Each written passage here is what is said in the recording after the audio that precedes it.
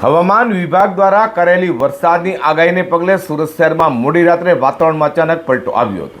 આકાશમાં કાળા ડિબાંગ વાદળો ઘેરાયા બાદ વીજળીના કડાકા ભડાકા સાથે ધોધમાર વરસાદ પડ્યો હતો।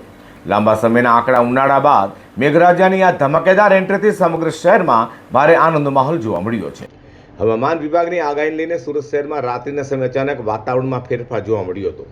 દિવસભરની અસહ્ય ગરમીની ઉકળાટ બાદ રાત્રે ભારે પવન સાથે વરસાદનું આગમન થતાં વાતાવરણ ખુશનુમા બની ગયું હતું। શહેરના અનેક વિસ્તારોમાં તેજ પવન સાથે ગાજવીજ પણ જોવા મળી હતી। અચાનક બદલાયેલા વાતાવરણના કારણે રસ્તાઓ પર લોકોમાં પણ ઉત્સાહ જોવા મળ્યો હતો।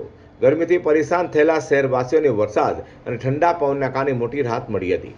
વરસાદી માહોલ વચ્ચે શહેરના વાતાવરણમાં ઠંડક પ્રસરી જતા લોકો ખુશ જોવા મળ્યા હતા।